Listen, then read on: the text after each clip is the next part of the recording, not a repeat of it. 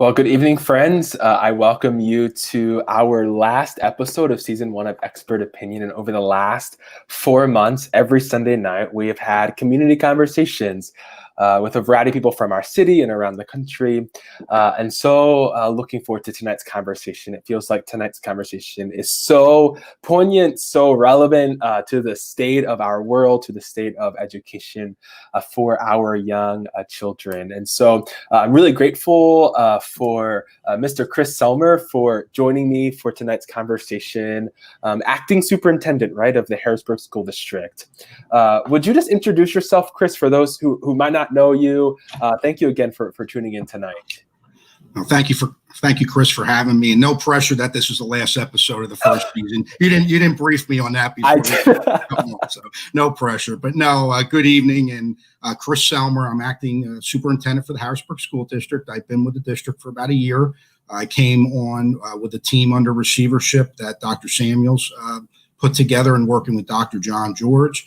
And just happy to be in Harrisburg. Certainly didn't anticipate what would come in this first year. We have a lot of work to do just from a financial recovery, stability of the school district perspective. And certainly none of us could have envisioned how the second half of this year would have turned out. But again, happy to be here and thank you for having me on this evening. Of course. Yeah, I appreciate you and your leadership and all the others, and Dr. Samuel, and as you're faithfully leading. Now, let's just kind of start a couple of months ago. It was the middle of the first half of the year, second half of the school year. Things were plugging along. And things abruptly changed for you and every other school district. But I would love to hear, like, what has been the last couple of months been like for you as a person and as superintendent, and how did Harrisburg District respond to COVID in the last couple of months? Yeah. Well, thank you. It's certainly in March, all our lives changed as a community, as a state, as a nation when COVID-19 hit the United States. I started watching what was happening in January when it state of Washington.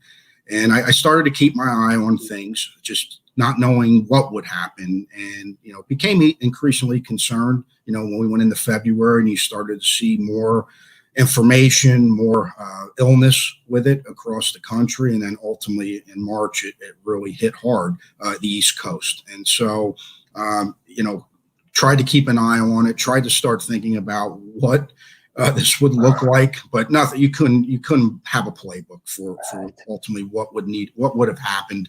Meaning we're in school, normal operations one day, and then completely shut down the next. But as a school district, we did respond as best as we could. We started to form partnerships with WITF, Channel 20 in Harrisburg, and knowing that we knew the technology concerns were there in the community. We knew we were not a one-to-one device district. We knew there'd be connectivity issues. So we took a little bit of a different approach we did journals that we sent home, learning journals we sent home to all the homes. We, again, did the partnerships to try to connect our curriculum with public broadcasting, which ultimately ended up being a statewide initiative because there's many other districts that have connectivity concerns around internet access, etc. So I'm proud of that because our work ended up essentially being replicated across the state. We then quickly started to pivot to what an academic enrichment, the planned enrichment schedule would look like in middle of April, which that's where the partnership with Channel 20 and the city of Harrisburg and the mayor came into play. And we ended up having our teachers record live lessons that we then broadcasted. Mainly at the elementary level. And, we moved through then with an aggressive schedule of device distribution. So we applied for a grant, which we were awarded in early April, $261,000 grant, which was the Continuity of Education grant through Pennsylvania Department of Education. So we were blessed to receive that. And so we actually started distributions leading up to the summer. And we decided, many districts collected devices at the end of the summer. We decided to let our families keep those devices because then as we moved into the summer, we were moving into a July enrichment program, which our students could use those devices. And I was of the mindset for several months that The reality could be we'd have to start online 100%. And unfortunately, it came to fruition. And part of that was, instead of collecting devices and then redistributing them, we said, you know what, let's just have our families who have gotten devices keep those devices. And then we did an aggressive purchasing schedule over the summer, and we're having a huge distribution again next week. We just did our high school level this past week, and then we're going to be at all the elementaries and all the middle schools next week, Monday through Thursday. And the times are 9 to noon and 1:30 to 3:30. So if a family does not have a device, they did not get a device in the spring, they can come to any of those sites.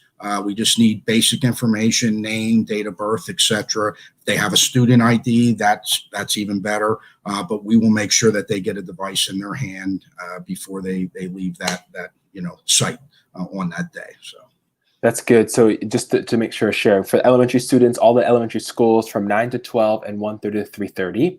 And middle schools as well. K-8, yes. Great. Yep. So where devices can be handed out for students this fall.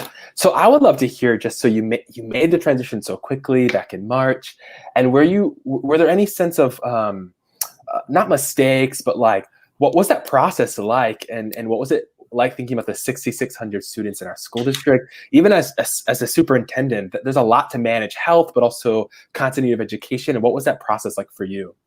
Yeah, it was certainly a whirlwind for the entire team.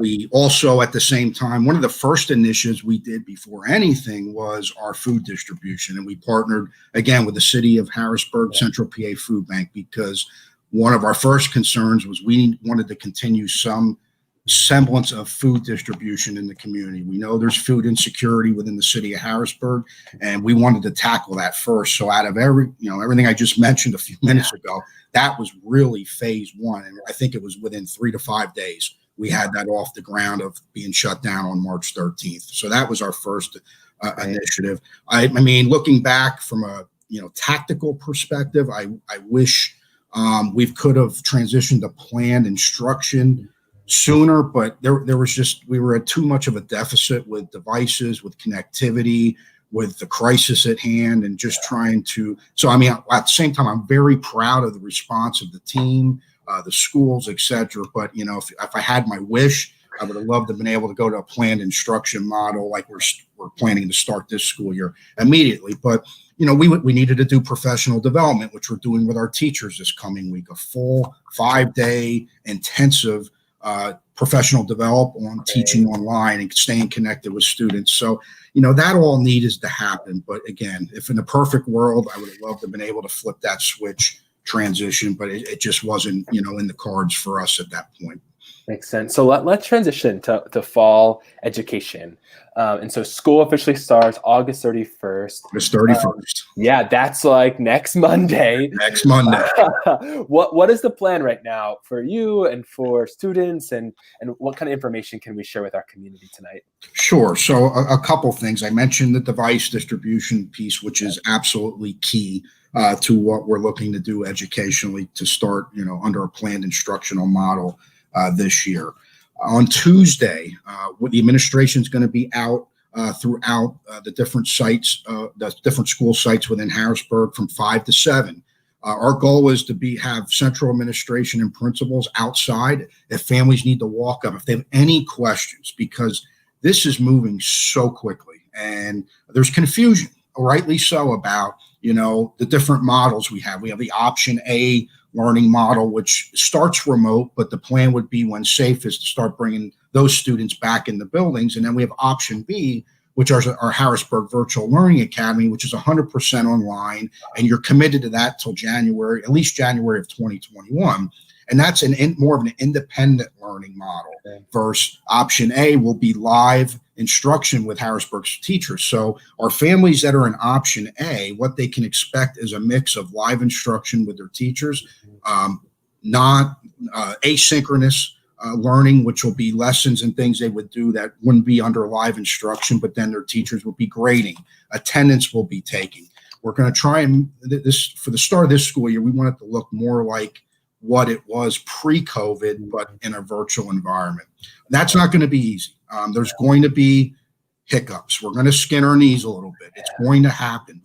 But at the same time, it is the way we need to go given the times we're in. And so our goal is to try to continue to communicate where we can, try to be out and about, be accessible to our families. Mm-hmm. And we're doing that to make sure that they can just walk, if they want to walk up to their home building, we'll be there to help answer questions. But they can definitely look for a more interactive learning model than happened in March.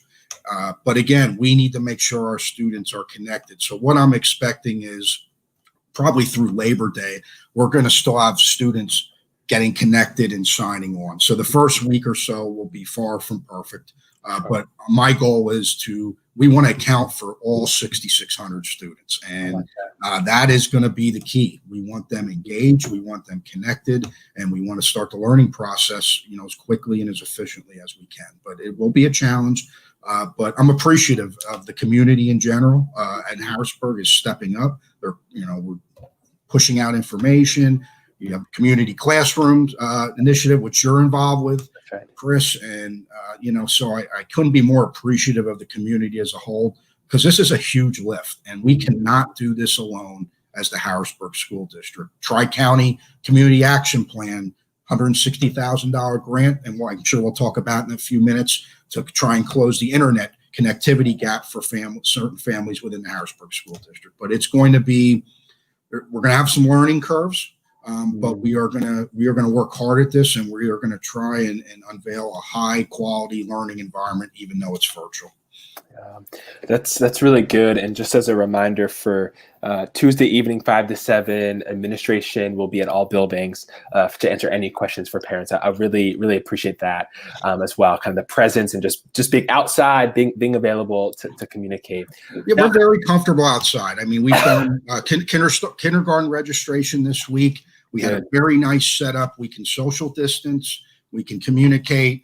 So definitely we feel it's much safer for everyone, our families, if we can do that outside. And I think we've proven we can do that effectively.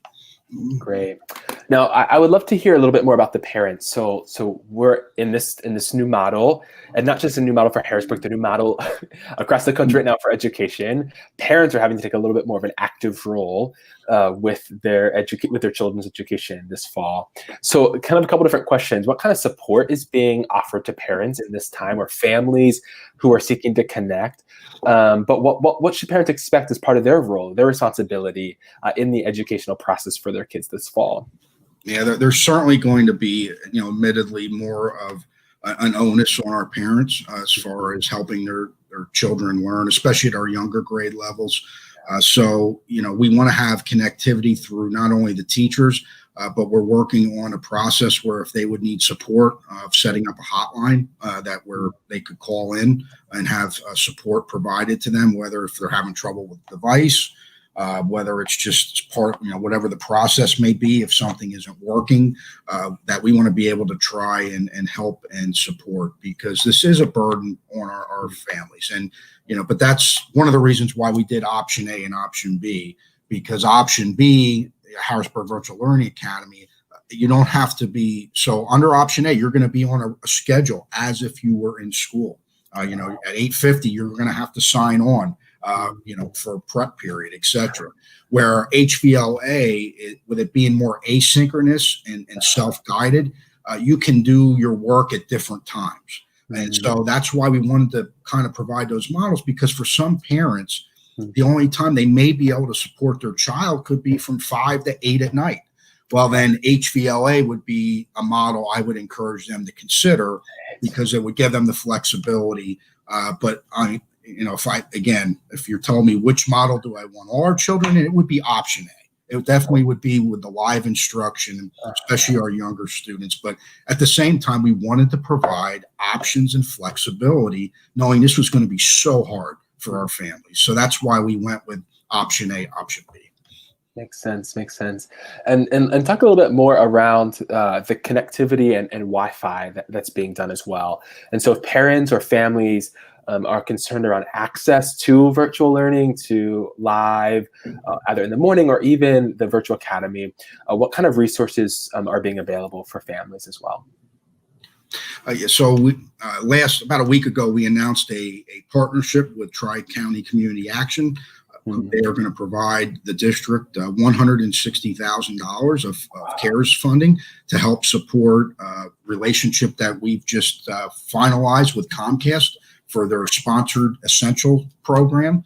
What that would allow for families that would need access within the home. The district would essentially be paying for 1 year of that access, which includes it's 25 megabytes or mega.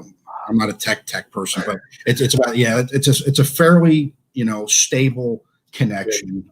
Bandwidth wise, it's very good bandwidth, especially if you have multiple learners in the family. And it also comes with the modem. So we would, through this grant, help support the first year of that. Once that's over, their Essentials program currently costs $9.95 a month. So our hope is, if we can support our families through this first year that don't currently have any access, that is what the grant and the program is targeted for. The other piece we've done is we will have Wi-Fi enabled outside our buildings. And so during the day, if someone would need to connect, they could come up, in a car, if they're with a family member, etc. As long as they're in our parking lot or right outside our building, they should be able to connect to our Wi-Fi at that particular building. So that's more of, I would say, a plan B, but that will be active. Because one of the things with the Comcast program is now that everything's been finalized, they will supply us with codes that then we would issue to parents and families. What I would say tonight is if there's a family that needs access, that they currently don't have it, they can certainly reach out through our social media page. They could email us. We have a COVID-19 at hbgsd.us email box that we check all the time. There's a number of us that have access to that, so they could email that email box, and we can then connect with them. So hopefully within, I'd say, the next week, I'll be able to announce all the specifics of the program, how you sign up, who you connect with within the district. But we are still working out some of the final logistics. If you already have Comcast service, you cannot opt into this program. It's truly for families that have no access, or maybe they had access through another provider and it's not stable, etc. That's what this program is here to support. Mm-hmm. That's great. Thank you. And I think both of those options for Comcast, or in the interim until that happens, knowing that the parking lots right outside will be accessible for internet. Thank you. Thank you so much for that. I wanted to also ask kind of a question around how long can we anticipate that we'll kind of in phase A? I even remember hearing you speak last week that you don't have a deadline. It's not like we're in phase A until Christmas. So how's the district going to evaluate and reevaluate how learning occurs this fall? That's a great question. One of the strategic pieces that we did, and not saying it's right, wrong, or indifferent, but it was our mindset, is that we didn't want to put out a date to say we're going to be virtual for the next 9 weeks, or we're going to be virtual till January. Because I wanted to take the opportunity to work with health professionals in the community, continue to evaluate the situation on the ground within Harrisburg. Because if there's any opportunity where the risk is reduced to a level that we're comfortable, because that's really what we're talking about. Short of a vaccine, we're talking about being in a comfort level where we believe risk is at a lower point that we could maybe start bringing students in. And we've decided in our planning that we would prioritize our most vulnerable learners. We would look at our special education student population. We would look at our English language learner population and our elementary schools. So those would be the first cohorts, and they could be very small cohorts. I mean, the first wave could be a particular group that maybe it's only 50 or 60 students to start. Maybe we only bring back kindergarten, and then 2 weeks later we do first grade. So we haven't really said we're going to do this way, but I've been sharing with families just so they understand where we believe the priorities should be.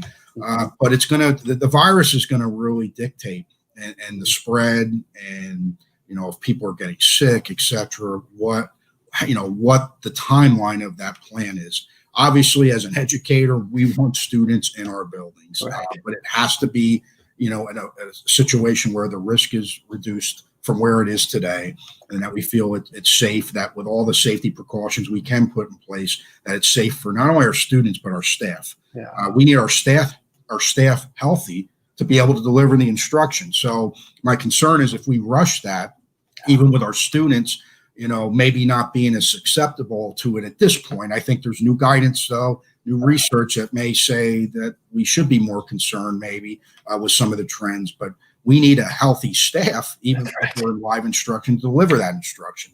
So it's really, and we need, our administration, we need our principals to be healthy. We need our assistant principals.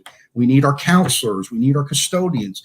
We need a healthy team to be able to deliver instruction in person in our buildings. So it all factors into it. But what I would say is to the public and to the community is, every week, we're looking at data.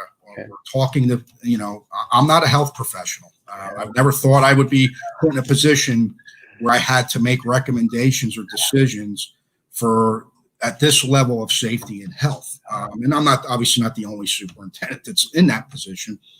So I want to continue to dialogue with the professionals in that field to make decisions, because ultimately, Kris, I got to be able to sleep at night knowing that I did the right thing for children and our staff, and that it's as safe as possible as it can be. But again, it's really about risk reduction until probably there's a vaccine available. That's probably the mode we're in. And I appreciate the distinction I had not thought about around we need a healthy staff, a healthy administration to provide quality education. So we could rush and have all of our students go back, but if our administration gets sick, or staff or custodians or teachers get sick, then we can't actually, either way, either virtual or in person, couldn't offer quality education. So I just appreciated just that distinction and how you are students first, but having to think about the holistic nature, reality, and all of your family. No worries at all. So thank you. Let me move here. I apologize. My puppy's barking at something outside. No worries at all. It's the best part. So how casual and relaxed we are. I know. So I would also love to know some of the work that's been happening with community classrooms that we were both a part of, that conversation last week. What can faith communities, but also even just organizations or the city, just residents of the city who care about our students and our young scholars, what's the best way that we can support you or support our school district and young scholars this fall? We'd love just to hear how you respond to that. No, I think the response was tremendous. I mentioned the other day at the press conference, when Dr. Samuels and I made the call to Representative Kim to share the news after we met with the board regarding what our recommendation was going to be. It was a sense of shock, and I understood that, but that quickly went away, and she went into a course of action and really rallying the community together for the community classroom initiative, which will absolutely support younger learners, during the morning hours. I believe it's going to be, till like 11:30 in the morning. Yep. And that is really beneficial.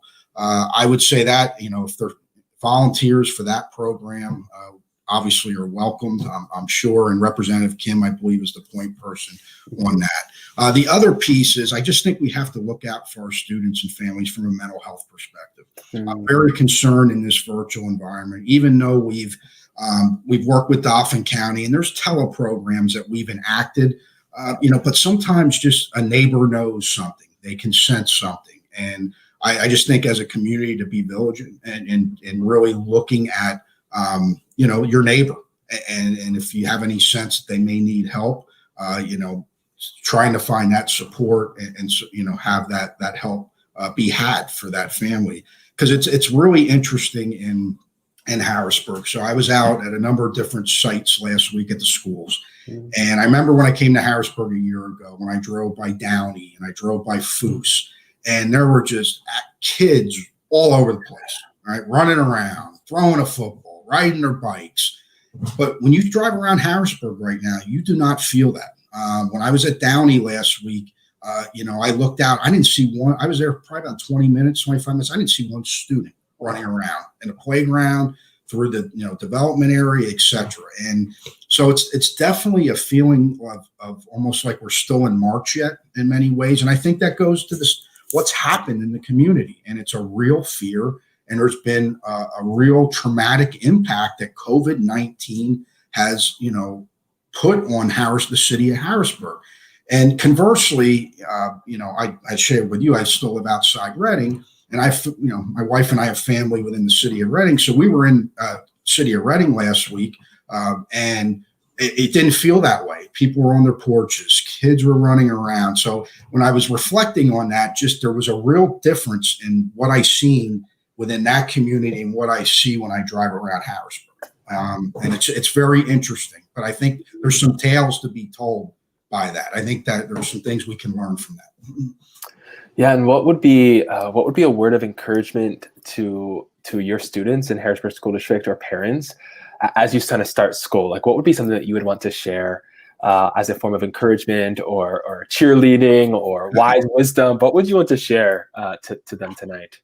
What I hope is that next Sunday night, the butterflies are in the stomach before our kiddos go to bed. You always, that first day of school, the excitement, the butterflies. What's the outfit going to be for Monday? And I want them to have that same process. Yes, they're not going to leave the home and they're not going to walk into a building, but they're going to walk into their classroom virtually. And we are going to celebrate that. And it should be, I want that first day. And I know it's not the same, and I'm not trying to portray that it is, but my hope and wish and prayer is that they have that same excitement on August 31st as they would have had last year, running into the school building that first day of school. And I'm just hopeful that our students can feel that, even though I know it's going to be difficult in this virtual environment. But I want our students are living through history right now. And, they're going to go back and be able to tell a story about this time. And my hope is they're going to tell a story of resilience. They're going to tell a story of how community came together, how it was hard, it was difficult, but we persevered and we became a better community because of this. And that's really my hope, because I've seen things. And again, I'm new to Harrisburg, but I've seen things in my short tenure in Harrisburg that gives me reason for hope. The way things have come together during this time of crisis. That's great. Kind of two final questions for you. And these are kind of some fun questions. Who would you say over the last couple of months in this season, who are the real heroes who have stepped up on behalf of our students and our school and our entire school district? And who are the real heroes for you as a person or a superintendent? Okay. I think the heroes are first the parents. I have to give kudos to the parents because they have been flexible with us. They've been patient. They've been working with us. And, I just want them to know how much I appreciate that. And the administration of the Harrisburg School District appreciates that. The heroes, there are individuals in our district that are working so hard. And this is so difficult. And I can tell you there are many individuals since March that have been working 6-7 days a week to do this work. And so, they love the children they serve. They love the families they serve. And that's why they're doing this work. They want this to be okay for our families. But the stress level is high. The anxiety is high. But it's my job to try to keep everyone as level as I can. And that starts with me, and I need to stay level as a leader and try and encourage them, push them when they need to be pushed, and try and find that fine balance, because ultimately we're here to serve the students and families of the Harrisburg School District. And you know what? We're blessed to be able to do this work. And is this the hardest work I've ever done? And many educators? Absolutely. There's no question. But this could be the most rewarding work we've ever done. And I think it could lead us to a different trajectory with education when we come out of this. One thing we talked about when we arrived in Harrisburg, and when we had this conversation was more focused at the high school levels, we needed to make sure our students could effectively learn online. Because when you go to higher ed and you move on for your 2-year or 4-year degree, or even if you go to technical school for your 2-year degree, there is more and more that is online. So to do our students a service and make sure that they're going to be successful, we were discussing about what the integration of our curriculum and our resources needed to be. The other thing that this will bring, hopefully, is more flexibility. We have students that are supporting their families. they're working. Some of them are working third shift. Some of them go to school all day and then they have to work second shift to put food on the table and support their families. So as a school district, I believe this experience will hopefully make us more flexible in our approach so we can reach more students. So we don't lose students in 11th grade because they have to make a decision of whether they have to work to support their family, their siblings, or go to school. So I am hopeful that once we're out of this and we're back to what we consider normal school operations, it still will not look like it did before COVID. And I think we can learn a lot from this, and I think we can be more effective. I believe we can be more, we can think more outside the box and just do more to support our students and families, because a choice is going to be significant as we continue to move forward. And, at post-secondary, Kris, what I think you're going to see is more and more reliance on online learning for two reasons. Financial. I mean, I'm just going to be very real with this. The higher ed system was struggling before COVID. And so online learning budgetarily could bring a financial change to their operation that they could see beneficial. And again, the second thing would be flexibility in learning. So I don't see this going away. But again, I think we can capture some things from these lessons learned to be a more effective school district when we come out of this crisis. Yeah, I think that I appreciate that this is a turning point in education, and even for higher education, but also how people learn. And the opportunity actually is to learn new ways of educating our young scholars, and then finding ways that work and don't work, and then kind of when we come out of this, whenever that is. So here's my final question for you, and it's a question I've asked every single guest for the last couple of months. What's one thing that you hope that we learn as a society or as a people because of all that's been happening in the world today? This could be about education in particular, or just your own reflections, Kris. But what's one thing you hope that we learn because of this time we're living in? I think this time has provided opportunity where we've all come together for the betterment of people, the betterment of young people. And I think it's torn down, hopefully, some barriers for good. And I've seen amazing things happen over the past couple of months. And, it's amazing when politics aren't in the middle of things and it's about people and doing the right thing to support each other, how miraculous, when they're really not miraculous, but things happen, and things can happen quick. And so I'm really upbeat because I think this can be a turning point for communities that really have come together during this very difficult time, shoulder to shoulder, to help each other and just do the right thing. And I'm really hopeful that we can take these lessons, that our young learners, our young people take these lessons and they move forward with these lessons in their heart.